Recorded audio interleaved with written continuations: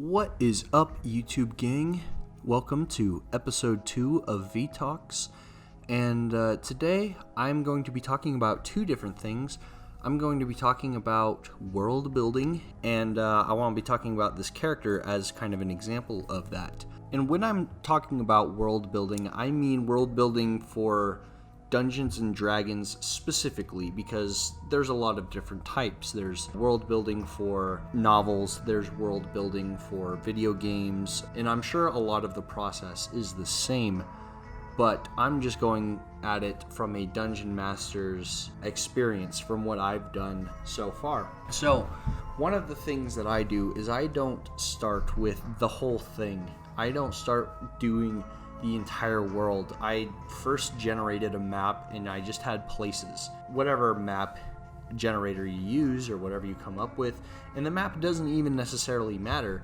It's so much, what do you want to do with your story, and then how does that work into your world? So my story is a lot about a character, not this one that I'm drawing, but a villain who's seeking himself to be a god of some sort, and the players are just kind of experiencing that on the side as they are living their own life. So I started them off in a town that I ended up destroying. So everything that I built in the town didn't necessarily matter because I knew it was going to be destroyed in that session.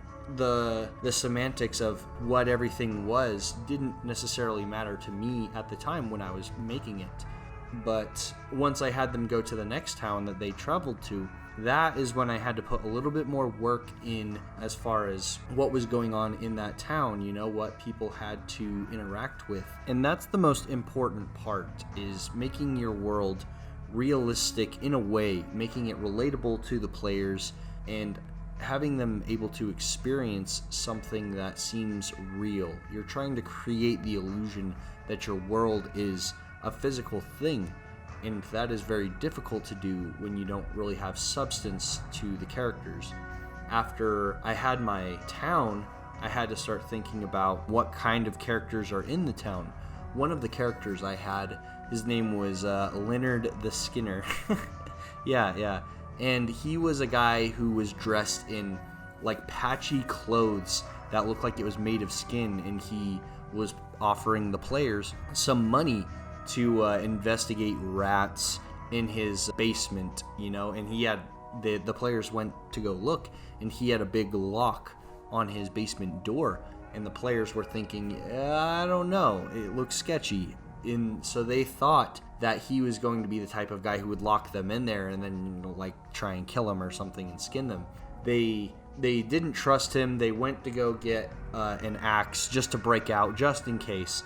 And then they get back and they find out that there's actually just like 100 rats that live underneath this guy's house, and all of his clothes and all of his furniture are made from rat skin. So there was a deeper thought level to the character that made him stand out to the players. They were like, man, that guy was crazy, but it was really cool that we had to think around this guy. And that sort of thing is what matters a lot to the players when it comes to going to a new town or going through a place if they're traveling, or even if they live in the same place. You need to have things that stand out for characters that give them depth. I have a character who's an alchemist, and he's an old guy.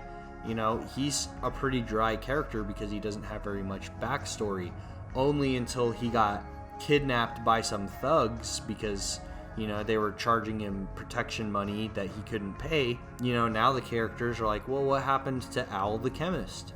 We don't know, so we're gonna have to find him. And then they find out he was arrested for whatever reason, but there's more to the character now. So all of the additions I've been making to my world and the characters has been just subtle things where it's not necessarily, you know, every character is going to be a crazy legendary hero or something, but every character is going to be subtle in their own way. They're going to have quirks and things that set them aside from other people. I had the players go and they had a random quest to go capture a dwarf, and they find out later that he's a crazy dwarf that runs around naked and throws poo at them. You know, it was a silly thing, but it was a memorable experience that has like always scarred them for life. And I think that's, for me, what makes world building interesting is adding characters who have character, if that makes sense. I like things to stand out a little bit, but that also has to be in contrast to every now and then, maybe it's good to have just a character who's just on the side of the road, who doesn't look that important until the players investigate him. I have a hard time with coming up with things on the spot sometimes. I feel like I need to have it all prepared, but really the best way is to just do it on the spot. If you can learn to create things on the fly, it'll make your world seem a lot more cohesive. Planning it out means, oh, what was that guy's name? Let me go back. Hold on, guys. Let me take 3 seconds to find this guy's name. When you could just say the name and seem more prepared, and you just came up with that guy's name on the spot. See what I'm saying? So that is some tips on world building. That was just some specific examples as far as characters go, but as far as towns go, it's a lot different, because now you're thinking about politics. Now you're thinking about how the whole thing is going to be put together, and that includes the guards, that includes relations with other towns, that includes where people are getting all of their firewood, where people are getting all their food, etc., etc. There's a lot of minutia that doesn't need to be focused on if that's not your focus. You don't need to delve into every single nook and cranny if that's not what you're trying to present. If you're just trying to present a fun, interesting time for players as a DM, sometimes I find it best to just have them go and do things, and they will explore on their own, and it's just my job to figure out what they find quickly, I guess, or efficiently. So that's all I'm just going to talk about for this video, at least as far as like world building, characters, and places, but not so in depth really. Now I will talk a little bit about this character that I'm drawing as example for world building. This character is a witch hunter named Arcoris Zoldan, and he is an old veteran witch hunter who has cursed wood as armor is what he uses it for, and it's to protect himself from a very specific type of magic that witches that he hunts use. And he has some tags on his weapon that allow him to, again, disperse the spells that are cast on him.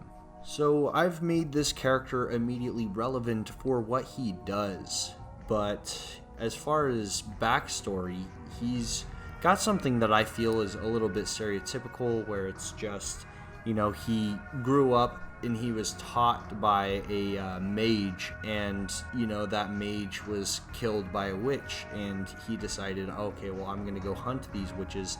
And he also follows a religion that is against that type of being, and he ends up training a court wizard in the same religion and in the same ways. So there's immediately a before him and an after him, so the character has a place in time that makes him seem relevant for what I've built him for.